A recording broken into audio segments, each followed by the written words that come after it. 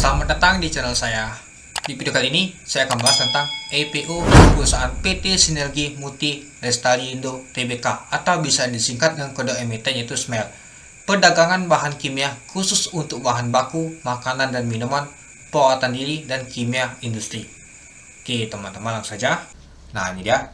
Perusahaan berdiri pada tahun 2013 dengan nama PT Sinergi Multi Lestarindo yang bergerak di bidang perdagangan, pengangkutan darat, percetakan, perindustrian, jasa, pembangunan, bengkel, dan pertanian sesuai dengan akte pendirian perusahaan terbatas PT Sinergi Multi Lestarindo nomor 05 tanggal 18 Maret tahun 2013. Nah, untuk lebih lengkapnya teman-teman bisa cek di pepistusnya. Ini saya ngambil ringkasan saja.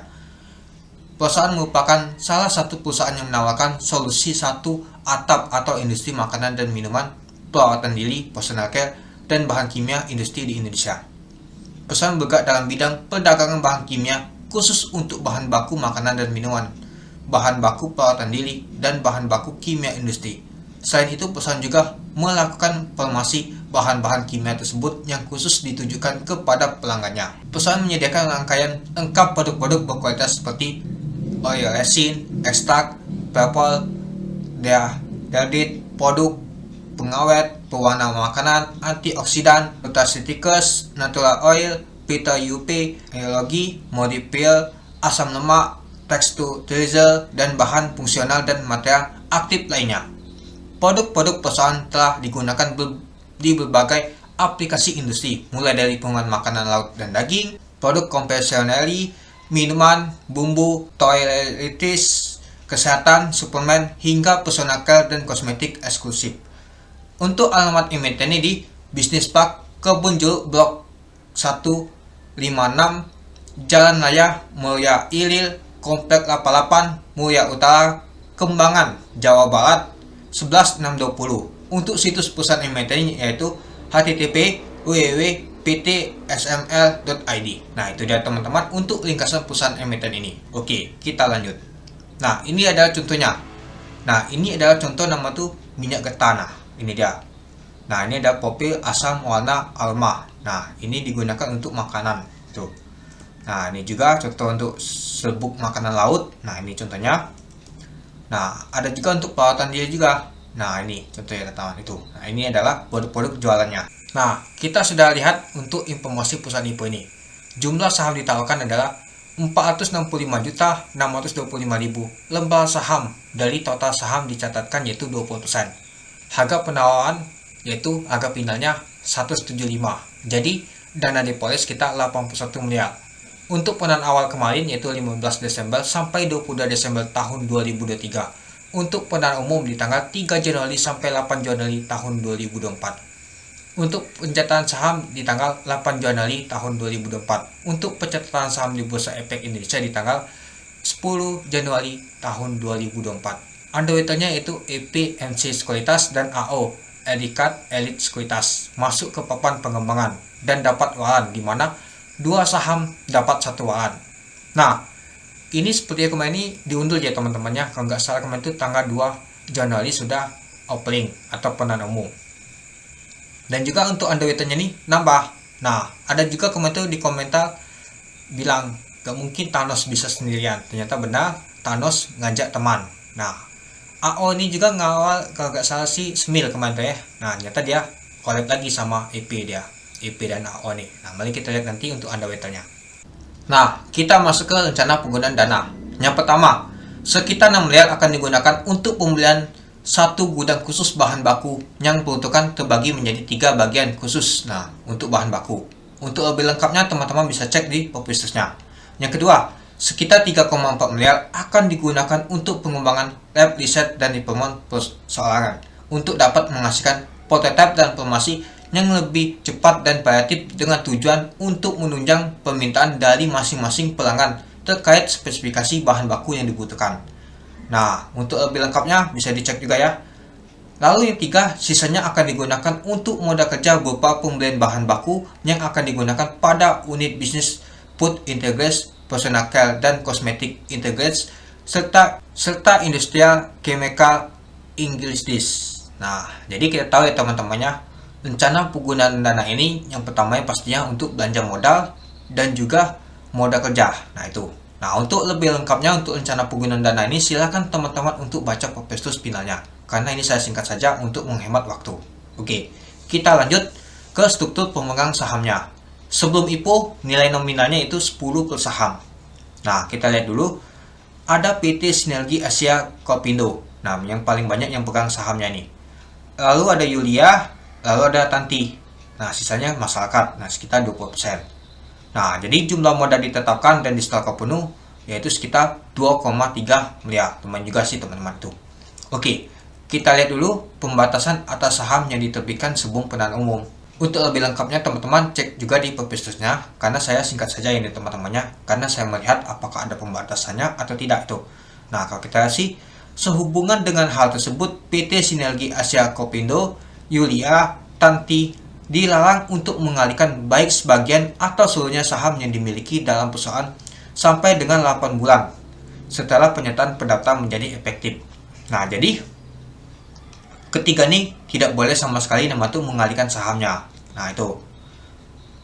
Nah, selain itu, dalam rangka memberikan perlindungan kepada pemegang saham publik berdasarkan surat pernyataan dari Bapak Xiun Min selaku pengendali perusahaan tertanggal 14 Agustus tahun 2003 menyatakan bahwa tidak akan melepaskan pengendalian atas perusahaan dalam jangka waktu sekurang-kurangnya 12 bulan setelah pernyataan pendaftaran menjadi efektif. Itu dia teman-teman. Dan tidak terdapat saham perusahaan yang dimiliki oleh perusahaan sendiri, yaitu saham itu sendiri. Nah itu. Nah jadi yang ketiga ini ternyata ada pembatasan sahamnya. Jadi dia ini nggak boleh itu jualan itu. Jadi aman ini teman-teman itu. Tapi tetap tergantung sama market nanti gitu.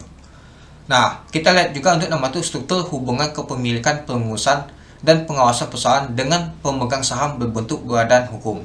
Nah, kita lihat dulu. Nah, ada Xiumin. Nah, ini dia Wan. Nah, kalau kita lihat sih Xiumin ini di sini dia teman-teman. Nah, PT Sinergi Asia ini. Nah, di dalam nama perusahaan ini. Nah, Yulia ada Tanti tadi ya. Nah, Gunawan di sini juga, Halim di sini juga. Nah, yang ini katanya tuh nggak boleh jualan sama setahun. Oke, kita langsung saja masuk ke 8 posisi keuangan perusahaan ini. Nah, kita lihat untuk total aset lancar dulu ya.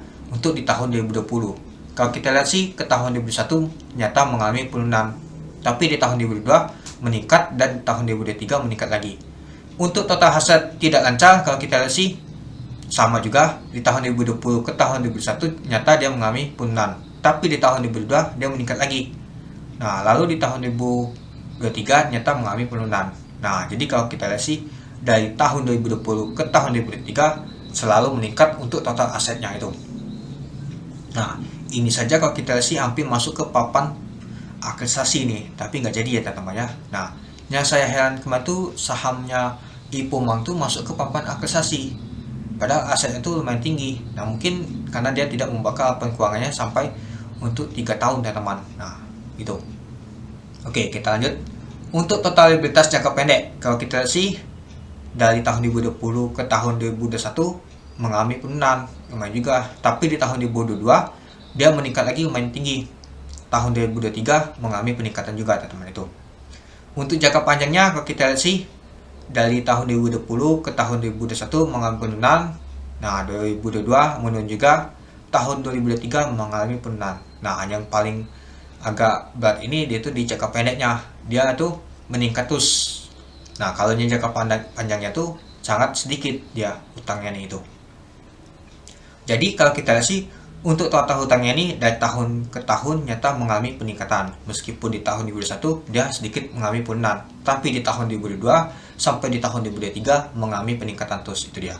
Nah, lalu untuk total ekuitasnya, nah ini dia dari tahun 2020 ke tahun 2023 jadi terus meningkat ya. Jadi dia tuh mengalami peningkatan terus menerus itu dia. Oke, kita masuk ke laporan laba ruginya. Nah, kita lihat teman-teman penjualan bersihnya.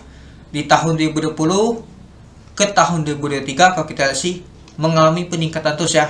Nah, kalau kita lihat 2020 ke tahun 2021 mengalami peningkatan, 2022 juga meningkat. Nah, kalau kita lihat di bulan Juni di tahun 2022 sama tahun 2023 nyata mengalami peningkatan di tahun 2023. Jadi mengalami peningkatan. Untuk laba kotornya pastinya lumayan juga sih teman-teman. Nah, dan juga ada beban pokok juga pastinya itu. Nah, langsung saja kita lihat nama tuh laba bersih periode tahun berjalannya. Nah, kalau kita sih dari tahun ke tahun nyata mengalami peningkatan, tapi meningkatnya tuh nggak terlalu besar banget, sedikit meningkatnya tuh. Ya, nggak bisa cuan nama tuh 100%. Ya, meskipun dia sedikit, tapi dia tidak mengalami kerugian. Yang penting dia tuh bisa menghasilkan profit, dapat laba bersihnya itu. Nah, kalau kita lihat di tahun 2022 sama tahun 2023 aja meningkatnya tuh sangat drastis dibanding tahun 2022. Nah, jadi kemungkinan lebih besar dibanding tahun 2022 nanti itu untuk tahun berjalannya itu. Oke, kita masuk dulu ke rasio pentingnya teman-teman. Nah, kalau kita lihat sih untuk penjualannya tahun 2020, nah tahun 2021 mengalami peningkatan, tahun 2022 agak sedikit ya meningkatnya, tapi di tahun 2023 lumayan juga meningkatnya. Nah, beban pokok penjualan juga pastinya mengalami peningkatan. Nah, kita lihat juga laba bersih tahun jalannya. Nah, meskipun di tahun 2022 agak minus, tapi di tahun 2021 meningkat lagi. Nah, tahun 2022 lumayan juga meskipun tidak meningkat sangat drastis, tapi di tahun 2023 lumayan drastis dia, 65%. Untuk aset hanya di tahun 2021 saja dia mengalami penurunan. Untuk liabilitas ya tahun 2021 aja menurun, tapi tahun 2022 dia meningkat lagi. Nah, untuk ekuitasnya nih di tahun 2020 ini lumayan meningkat dibanding untuk tahun yang akan datang seperti tahun 2021, 2022, 2023 nyata dia tidak terlalu besar dibandingkan tahun 2020 itu. Nah, kita juga harus lihat nama itu kebijakan dividen. Nah, setelah penahanan umum perdana saham ini dimulai tahun buku 2024 dan seterusnya, manajemen perusahaan bermaksud membayarkan dividen tunai kepada pemegang saham perusahaan dalam jumlah sebanyak-banyaknya 30%. Artinya dia mau bagi dividen 30%. Nah, artinya dari laba usahanya tuh teman-teman, itu dia. Lumayan kecil juga sih 30%, apalagi jumlah sahamnya tuh nggak terlalu banyak itu. Sama juga labanya nggak terlalu besar. Kalau laba besar kan lumayan juga sih. Nah, kita masuk ke penyataan terpusat, polling alert. Ini yang sangat penting. Kita lihat dulu. Nah, dana dipolikan sekitar 81 miliar. Nah, jadi kalau kita lihat sih dia masuk ke penawaran golongan pertama ini. Nah, karena kan harga yang dibutuhkan IPO-nya tuh sekitar 250 miliar, lebih kecil. Nah, jadi sekitar 15% atau senilai 20 miliar. Nah, kalau kita lihat sih alokasi pada penyataan terpusat pada penahanan umum perdana saham ini adalah minimal senilai 20 miliar atau sebesar 24,54%. Nah, dari jumlah saham ditawarkan itu dia. Nah, jadi kita sudah tahu ya, ternyata hanya 24,54% yang ditawarkan ke retail itu. Jadi jangan heran ya teman-temannya kalau dapatnya nanti sedikit itu. Oke, kita lanjut lagi. Nah, penjamin emisi efeknya teman-teman. Kita lihat dulu siapa sih yang paling banyak yang megang. Kalau kita lihat sih ternyata tetap EP yaitu PT MC Sekuritas. Nah, sekitar 75,46%. Lalu PT Erika Elite Sekuritas AO yaitu sekitar 24,54%. Nah, lebih bagus dia nih kan jatahnya nih agak terbagi dia dibanding untuk si IPO saham Nice kemarin tuh. Kalau kita lihat dia 3, ternyata duanya tuh sedikit banget, nggak sampai 1%. Nah, sedangkan ini lumayan 24%. Nah, jadi kalau si AO ini pastinya bagus juga kalau dia collab sama MNC ini itu. Nanti kita lihat juga untuk terikatnya dong. Oke, kita lanjut. Nah, bagi teman-teman yang ingin melakukan penahanan umum, silakan untuk melakukan pemesanan teman-teman. Nah, kalau kita sih langsung sama 4 hari. Nah, 4 hari kerja yaitu pada tanggal 3 sampai 8 Januari tahun 2024 dengan rincian waktu sebagai berikut. Nah, untuk masa penawaran umumnya, nah hari pertama di tanggal 3 Januari tahun 2024. Nah, sampai di tanggal 8 Januari di tahun 2024 sampai jam 12 siang. Nah, biasa sih kalau kita lihat seperti tadi IPO-IPO yang lain dia sampai jam 10. Nah, kalau ini sampai jam 12 siang teman-teman, itu dia. Oke, kita lihat dulu untuk policy Smile ini untuk di tahun 2022 dan di tahun 2023 disetahunkan untuk harga di 175.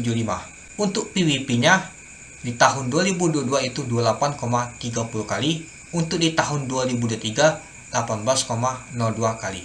Untuk pelnya di tahun 2022 itu 68,28 kali. Untuk di tahun 2023 91,75 kali. Untuk BP-nya di tahun 2022 itu 6,18. Untuk di tahun 2023 itu 9,71. Untuk delnya di tahun 2022 itu 414%, untuk di tahun 2023 itu 280,65%. Untuk AI-nya di tahun 2022 itu 41,45%, untuk di tahun 2023 itu 19,64%. Untuk EPS-nya di tahun 2022 itu 2,56, untuk di tahun 2023 itu 1,91. Untuk jumlah saham yang disetorkan penuh adalah 2,3 miliar. Untuk ekuitas di tahun 2022 itu 14,3 miliar. Untuk di tahun 2023 itu 22,6 miliar. Untuk laba bersih di tahun 2022 itu 5,9 miliar. Untuk di tahun 2023 itu 4,4 miliar.